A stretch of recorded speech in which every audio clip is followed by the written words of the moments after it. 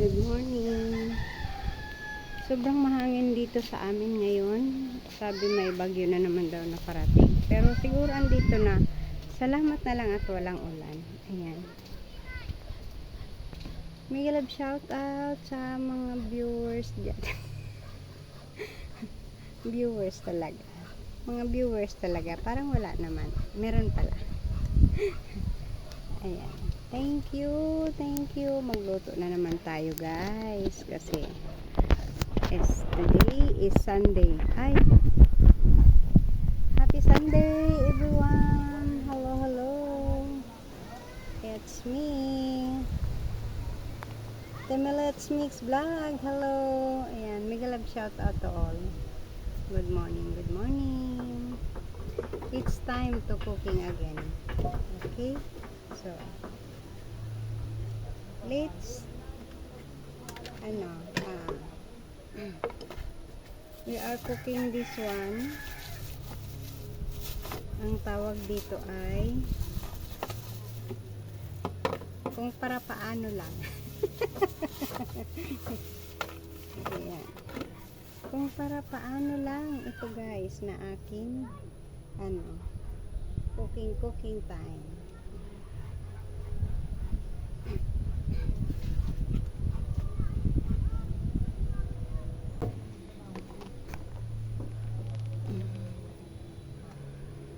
Ayan yung ating ingredients. Kita nyo?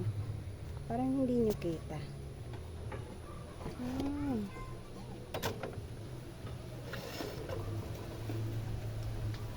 Siguro mas dito kita nyo. Ayan ang aking lulutuin.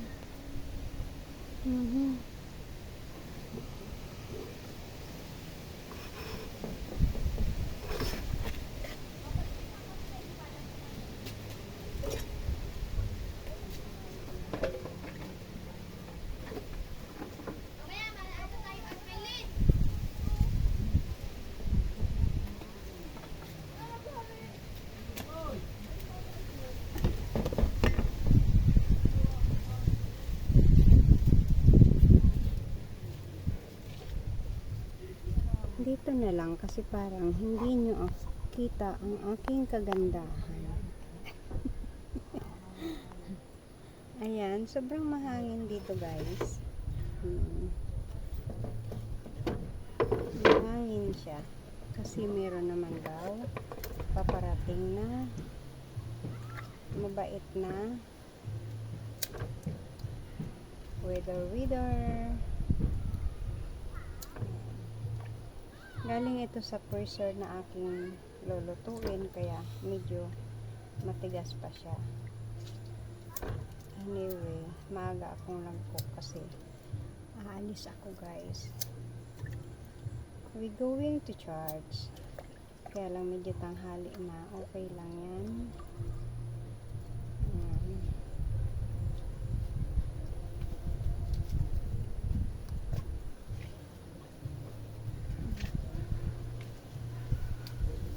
Siya.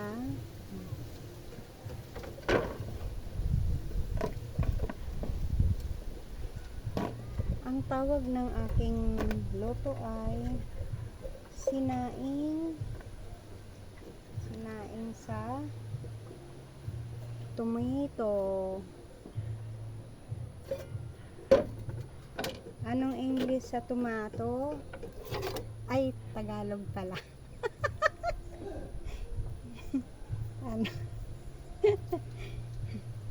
Kamatis. Kulit ni Timilit na. Diba makulitis? Makulitis ya Timilitis.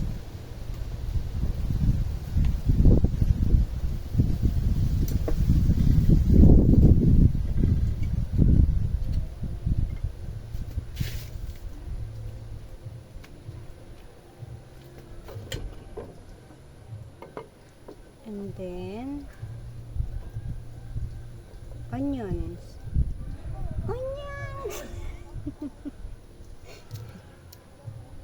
Ang liliit ng aking onions. Kasi ang cute ng aking Ano, kasing cute ko pala. Ayan, si Ate Milit ay wala pang hilamos, and then wala pang toothbrush. Eh ano ngayon, wala mga amoy sa akin eh, wala man magkikis. Oh. Pag merong magkikis at saka aamoy ay mag-toothbrush agad ako. Yan. Anyway, hindi pa nga naman ako nagkakape. Toothbrush pagkatapos magkape.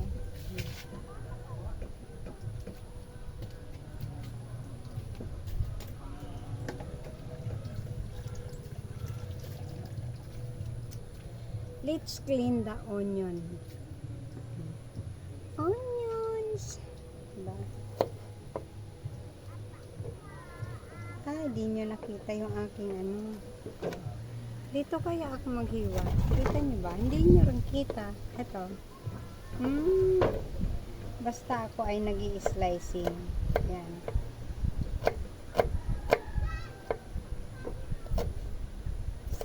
Slicing. Hindi nyo naman kita ang aking slicing. Diba? Pangit naman kung mag-i-slice ako, ang slicing ang inyong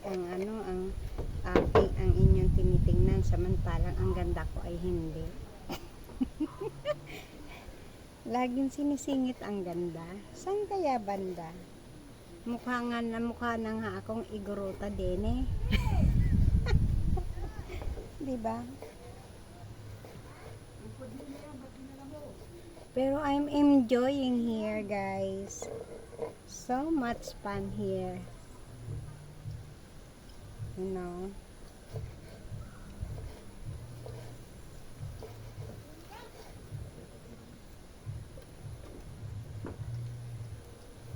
So much fun with Marites.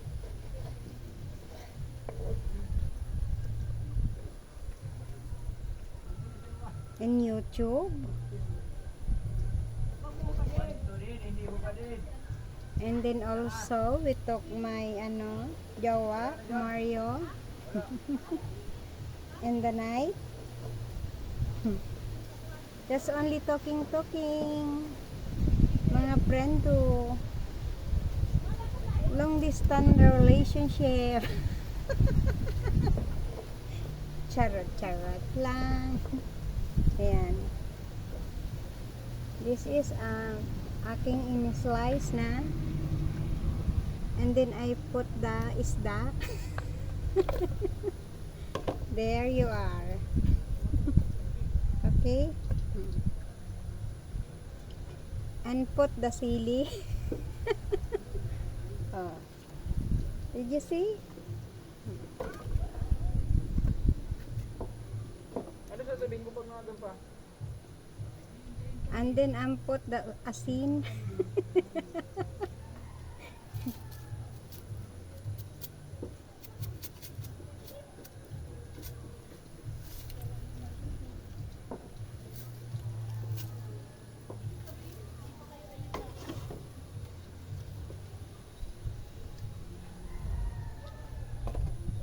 Wait lang, guys.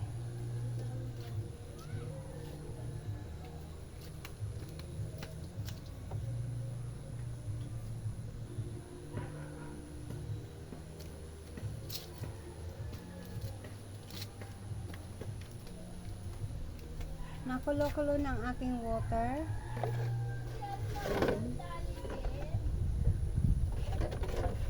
Kailangan 5 minutes ang pagpapakulo, guys.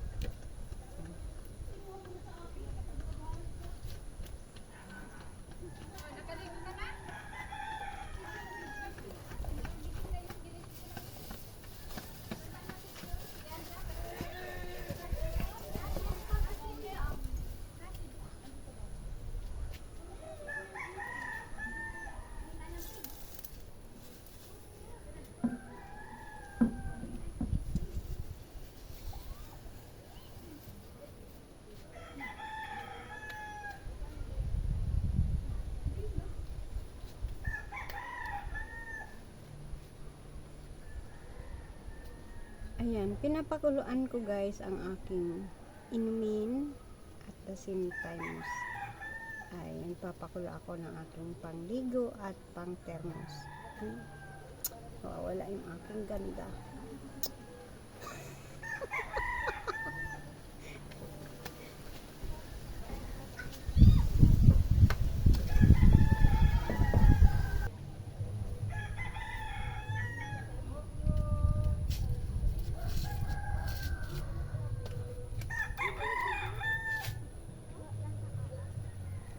Ayan, pinapakuluan ko ang aking inumin kasi mga 5 minutes o 15 minutes, ganyan. Kasi nga, nagkasakit ako dito dati ng typhoid.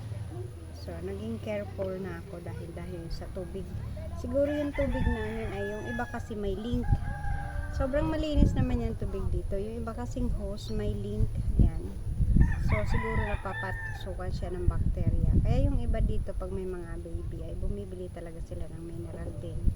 Ako, ayoko na mag-mineral. Kasi nga, wala akong galon. Tsaka the same times, gagastos pa ako. Di ba? Magpakulo na lang ako para mapatay ang bakterya. Yan. And then, yan ang aking parang minerals. Natural water. Masarap naman, masarap siya guys. Kaysa sa mas maganda magpakulo ka ng tubig kaysa naman sa mineral. Maraming mga kung ano-anong nilalagay. So, ang purified ko ay ang pinakulong tubig. That's it for me. Masarap pa siya. Unlike sa para may lasa siya sa mineral. Pero pag nasa Cavite ako, no choice, talagang mineral. Kaya I love this and Bicol. Kaya all is natural. Only the isda, sinaing na look at that guys, kita nyo sinaing na yan na tsaka yung isda dito guys masarap pa, wala masyado pagkagaling na Mercedes tinla ka agad. So kaya wala pa masyadong gamot-gamot, masarap talaga ang lasa ng fish dito. Fish ang hirap na yung English. Nahirapan talaga ako guys. Meron akong ginagaya guys na artista pag nag-i-English ay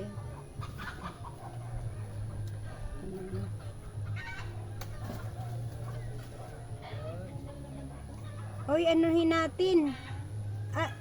Tinula. Tinula. Kanino ba yan? Hindi ba yan sa inyo? Oh. Patay. Tinula na akin na.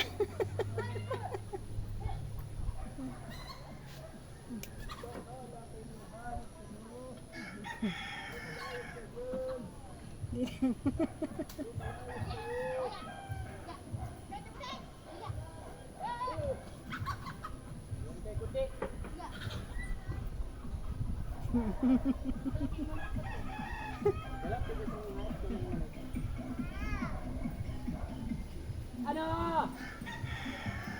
Ano po? Ito ako?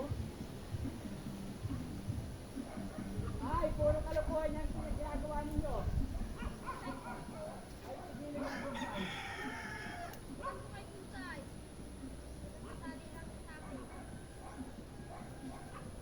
Ang tagal naman niya. Tagal niyang kumulo guys. Papayan ko na. Ayan, marami makukulit na manok guys. Kaya siyempre, mga kapitbahay, dapat talaga pag naghayop ka dito, ikukulong mo. Ayan. Kasi iba mga nakawala. Kanya-kanya dito kasi ng kulungan. Meron silang mga alagang dyan, manok. Yan ay galing sa co-op. Yung mga ano naman, yung mga native na manok, hindi ko alam kung saan galing. Siyempre, kailangan nilang alagaan din ang kanilang mga native na manok. Kaya nga, pag ako nagmanok, lalagyan ko dito ng net. Yan. Bibili rin ako ng net para sa mga manok na native. Para ikot-ikot lang sila dito, hindi sila makakalabas. Hindi sila mga kaperwisyo. Hindi ba guys? Yun ang balak ni magsasaka. Na magbili ako ng net na 50 meters para dito sa paikot. Para sa aking magiging alagang manok. 50 meters. And then, hindi na sila makakalabas. Ayan.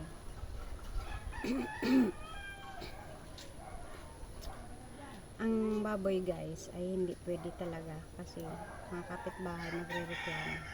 Meron lang sila dyan babuyan na sa kabila pero ano yan, hindi nangangamoy ang dumi. Meron sila sigurong nilalagay na gamot.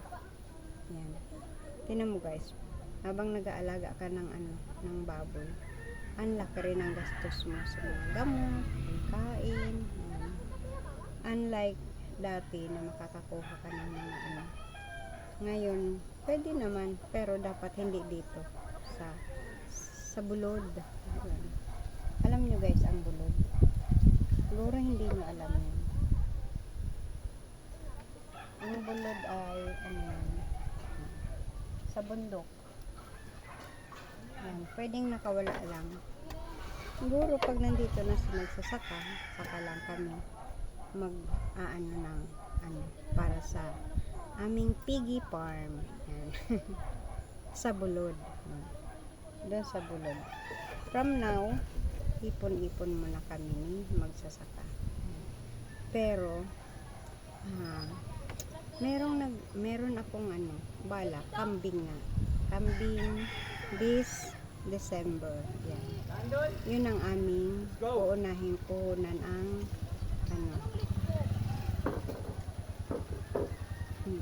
yun ang aming unang balak na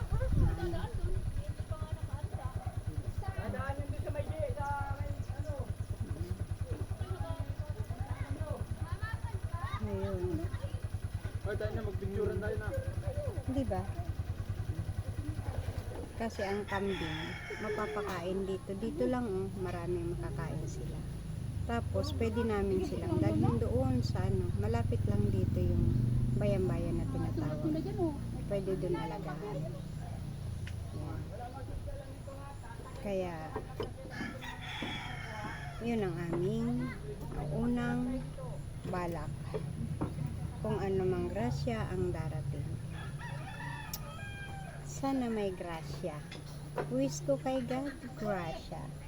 Yan ang aming wish, ang magkaroon kami ng kambingan. Kasi madali lang siya, dumami yung kambingan. So, katulad ng kalabaw, madali lang dumami ang kalabaw. Pero, mahal kasi ang kalabaw. Pero ang kambing, meron ako na-inquire, meron 250 per kilo sa buhay na alagaan. Depende siguro yun sa laki.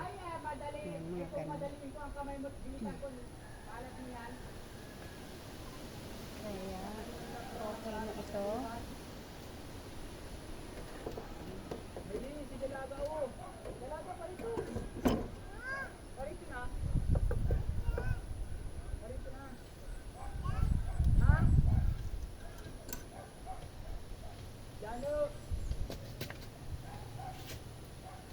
Salin ko na siya guys. Sobrang mahangin dito guys. Salamat na lang at wala pang ulan.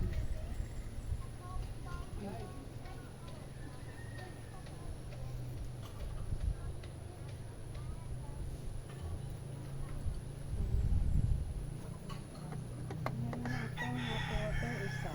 Tapos papakulo-kulo para sa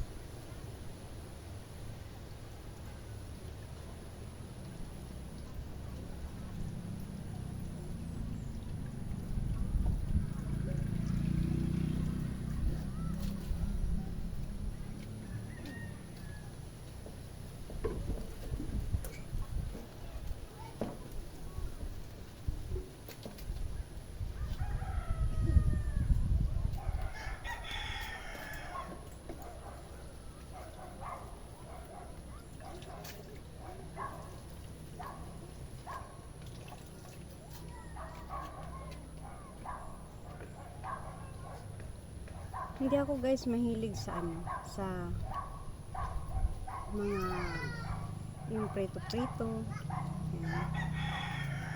Mahilig ako sa mga gata-gata. Yan. Gata, inasiman, kasi parang yung mga inasiman ng kalamansi, parang yan ang ano. Kahit yung aking apo, gusto niya yung mga sinigang ko na sa kalamansi. Yung baboy, gusto niyang pag sinigang na baboy, kalamansi lang ang nilalagay kong pang-asim or sampalok. Yan. Hindi ako bumibili ng ano kasi yun ang gusto ng aking mga apo. Yan. Kaso, pag nandun ako, lulutuan ko sila ng mga sinigang. Siguro, pag nag-uwi ako kasi paborito yun ng aking apo. Yung aking bunsong apo.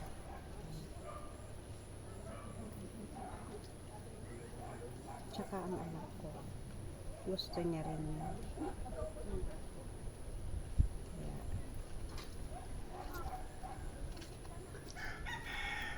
gusto ko mga natural, lang, ingredients. Diba? Kasi yun ang sarap na panlasa. Ayan. Ibuhos na natin ang ating calamansi juice.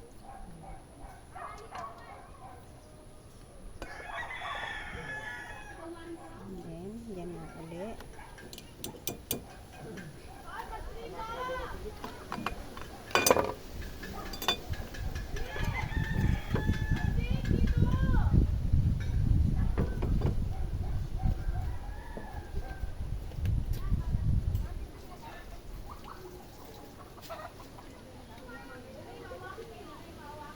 Para pagdating ko mamaya,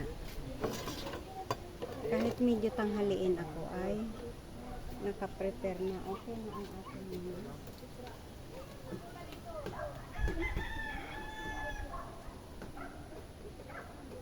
Umayo lang kayo.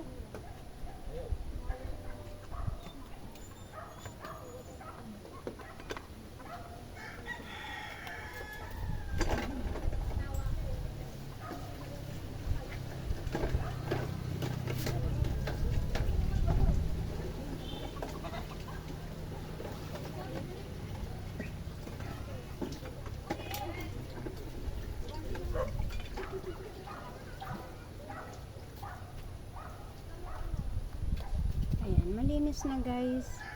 Inaanlawan ko lang yan kasi malilinis naman yan. Pinagpatungan ko lang ng aking mga ingredients. Ayan. Wala yan masyadong lansa kasi ito wala itong lansa kasi yung pinatong ko dito na isda ay nakalagay sa plastic. And then yung plastic, ayan na, nilagay ko na sa sunog. Ayan. Sa sunog, sa aking niluluto. Tapos, ito, pinagpigaan ko ng kalamansi. Kaya kahit papaano, yung lansa niya ay nawala na. Amoy kalamansi na siya. Ayan.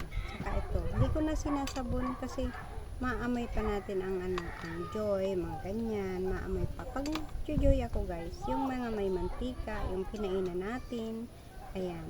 Pero pag may ibang tao, kailangan talaga natin sabunin lahat ng maigi ang ating mga ginagamit. Kasi hindi natin alam kung meron silang ubo, may sipon, ayan. Kaya kailangan natin. Ako guys, yung aking dishwashing liquid ay nilalagyan ko kaya ng konting chlorine or sunrox. Pinapatakan ko siya ng mga 2 drops. Ayan. Tapos minimix ko siya. Ayan. Hanggang medyo magkukulay blue na siya. Ganyan. Kaya bago ko siya ipangsasabon sa aking dishwashing. Ay sa aking mga dish. Ay hindi pala. Sa aking mga plato. Yan. Ang hirap mag-English talaga. Sa aking mga plato, kutsara. Hugasan ko talaga. Pag something na may kasama tayo, iba tayo. So, naririnig nyo ang lakas ng hangin guys, diba? Tinatalbo-talbo ang aking